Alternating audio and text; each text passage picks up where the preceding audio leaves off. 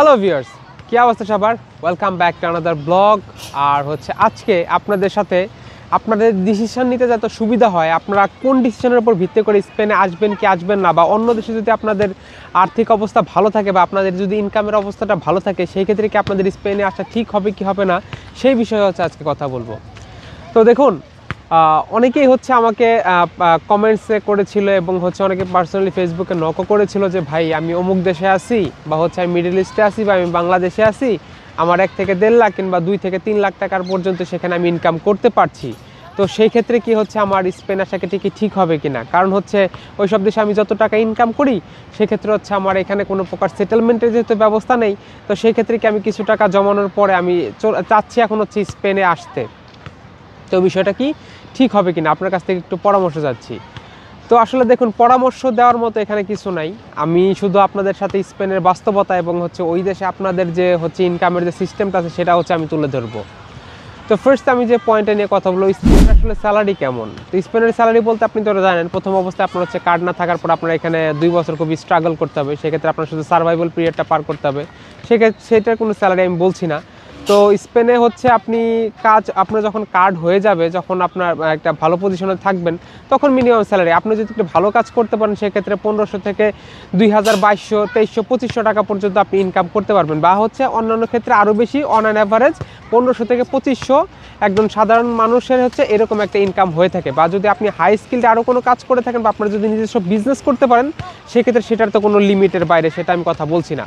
তো 1500 থেকে 2500 এখানে কত আসে, 3 থেকে মানে 1500 বলতে এখানে প্রায় কত হবে, 2 থেকে 3 লাখ টাকা, বা 2 থেকে 4 লাখ টাকার মতো আপনি এখানে ইনকাম করতে পারবেন যদি জব টপ করেন আর কি।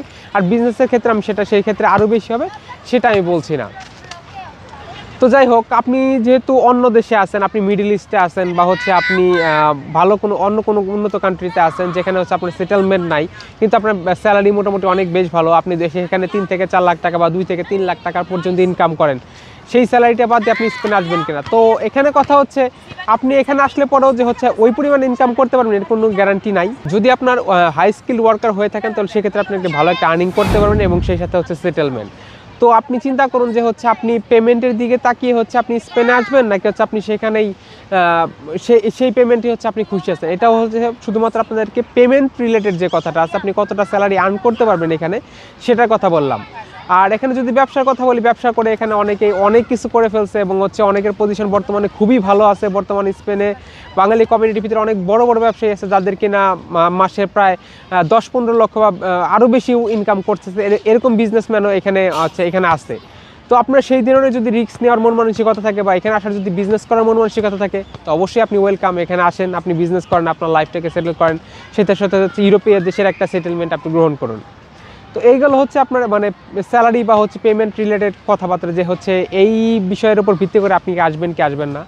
আর দ্বিতীয় যে কথা আপনি চিন্তা করছেন যে আপনি অন্য দেশে আছেন, সেই দেশ আপনার ফ্যামিলি নিয়ে যেতে পারছেন না, কিন্তু সেই দেশ আপনার অন্যান্য সুযোগ সুবিধা ভালো আছে, কিন্তু আপনার ফ্যামিলি নিয়ে সেই দেশে যেতে পারছেন না। তো সেই ক্ষেত্রে আসা কি ঠিক হবে কিনা, তো আমি বলবো সেক্ষেত্রে অবশ্যই আসা ঠিক হবে, কারণ স্পেন এখন পর্যন্ত ইউরোপের ভিতরে ওপেন ইমিগ্রেশনের দিক থেকে সবচেয়ে মানে জনপ্রিয় আছে বর্তমান সময়ের পর্যন্ত। আপনি যদি এই মুহূর্তে আসতে যাচ্ছেন যে শুধুমাত্র আপনার ফ্যামিলি নিয়ে আপনি টেন্স আছেন, যে ফ্যামিলি নিয়ে আপনি একসাথে থাকবেন, আপনার অন্যান্য সুযোগ সুবিধাগুলো বাদ দিলেও সমস্যা নেই, কিন্তু আপনি ফ্যামিলি নিয়ে আসতে যাচ্ছেন এবং ফ্যামিলি নিয়ে আপনি সবার সাথে ভালো থাকতে যাচ্ছেন, তো সেই ক্ষেত্রে আমি অবশ্যই সাজেস্ট করবো যে আপনি স্পেনে আসতে পারেন। স্পেনে আসলে আপনি ফ্যামিলি সহ এখানে কার্ড করতে পারবেন, এবং ফাইনালি আপনি যদি স্টে করেন 10 বছর, তাহলে এখানে আপনি পাসপোর্ট পর্যন্ত আপনি ফ্যামিলি সহকারে আবেদন করতে পারবেন, এবং ইভেন আপনার যদি বেবি এখানে হয় তাহলে সেও পাসপোর্ট এখানে পেতে পারবে। তো এগুলো আপনার ফ্যামিলি নিয়ে আপনি আসার যদি চিন্তা ভাবনা করে থাকেন তাহলে আপনি অবশ্যই স্পেনকে সিলেক্ট করতে পারেন। আর ফাইনালি যে বিষয়টা নিয়ে কথা বলবো সেখানে দেখেন, আপনার একটা বয়সের একটা বিষয় আছে, খুবই গুরুত্বপূর্ণ একটা বিষয়, সেটা বয়স। আপনি কোন বয়সে স্পেনে আসতে যাচ্ছেন?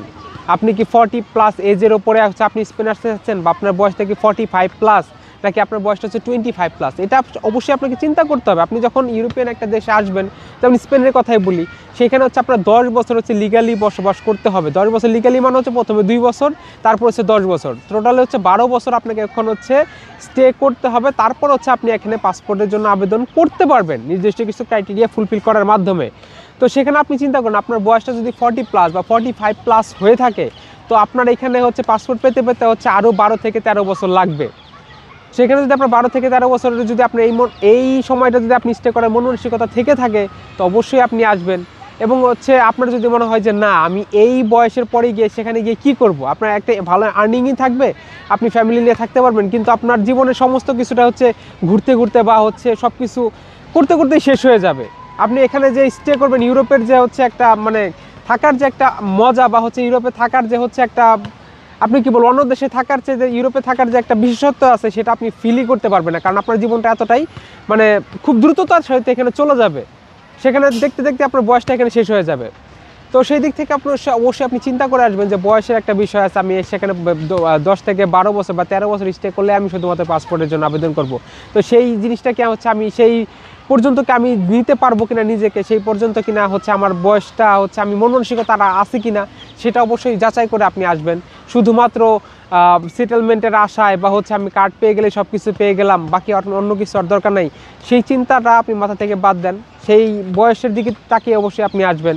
যদি আপনার বয়সটা হচ্ছে কিনা এই ক্ষেত্রে যদি আপনার বয়সটা 25 থেকে 30-এর মধ্যে হয়, সেক্ষেত্রে আপনার জন্য একটা ভালো অপরচুনিটি আছে। কারণ হচ্ছে এখানে আসার পর আপনার মোটামুটি আপনি যদি 10 বছর অন অ্যান অ্যাভারেজ 40 বছরের ভিতরে হচ্ছে আপনি এখানে একটা সেটেলমেন্ট বা সিটিজেনশিপ হচ্ছে আপনি এখানে পেয়ে যাচ্ছেন। তো সেই ক্ষেত্রে আপনি অনেক কিছুই করতে পারবেন, এখানে বিজনেস করতে পারবেন, বা হচ্ছে বয়স হয়ে গেলে অনেকে হচ্ছে জবও দিতে চায় না, অনেকে জব অফার করতে চায় না, অনেক জব আছে শুধুমাত্র ইয়ংদেরকে খুঁজে থাকে, বা হচ্ছে সমস্ত ক্ষেত্রে আপনি তো বুঝতেই পারছেন বয়সের সাথে সাথে মানুষের সব কিছুর একটা বিষয় থাকে, মানে শরীরের যে শক্তি বা হচ্ছে মন মানসিকতা সব কিছুতে পরিবর্তন আসে। তো আপনি ওই বয়সটাতে আসবেন নাকি হচ্ছে আপনার কম বয়সের দিকে আসাটা ঠিক হবে, বা হচ্ছে অন্যান্য সব বিষয়গুলো হচ্ছে আপনি বিবেচনা করে আসবেন কিনা, বা হচ্ছে শুধুমাত্র আপনি ইউরোপের সেটেলমেন্টের জন্য আসবেন নাকি অন্যান্য সুযোগ সুবিধাগুলো আপনি চিন্তা করবেন, সেটা হচ্ছে একান্তই আপনার ব্যক্তিগত ব্যাপার। তো হচ্ছে মোটামুটি অন অ্যান অ্যাভারেজ আমি 2 থেকে 3টা পয়েন্টের উপর কথাগুলো বললাম, আরও অনেক কিছু বললে বলা যায়, ভিডিওটা আরও অনেক বড় হয়ে যাবে। তো আপনারা এই 3টা হচ্ছে মেন বিষয়, যে বিষয়গুলোর উপরে চিন্তা করে অবশ্যই আপনারা হচ্ছে স্পেনে আসার চেষ্টা করবেন। এই বিষয়গুলোর উপর ভিত্তি করে আপনি সব সুযোগ সুবিধা বাদ দিয়ে শুধুমাত্র ওই সেটেলমেন্ট চান, নাকি আপনি শুধুমাত্র ফ্যামিলির সাথে থাকতে চান অন্যান্য সুযোগ সুবিধাগুলো বাদ দিয়ে, নাকি হচ্ছে আপনার বয়সটা এই মুহূর্তে কত আছে সেটার উপর আপনি বিবেচনা করবেন। তো ভিডিওটা যদি ভালো লাগে অবশ্যই আপনি হচ্ছে একটা লাইক দিবেন, এবং যারা হচ্ছে আসতে চাচ্ছে তাদের কাছে শেয়ার করে আপনি তথ্যগুলো শেয়ার করতে পারেন, যাতে হচ্ছে তারা সচেতন হয়। এবং হচ্ছে এই ধরনের কন্টেন্ট যদি আরও দেখতে চান অবশ্যই আমার চ্যানেলটাকে ফলো করে আমার পাশে থাকবেন এবং সাবস্ক্রাইব করে আমার পাশে থাকবেন। আরও যদি কিছু জানতে চান অবশ্যই আমার ফেসবুকের লিঙ্ক আমার ডিসক্রিপশন বক্সে দেওয়া থাকবে, সেখান থেকে গিয়ে আমাকে টেক্সট করতে পারেন। সে পর্যন্ত ভালো থাকবেন, দেখাবেন নেক্সট কোনো ভিডিওতে। Stay tuned.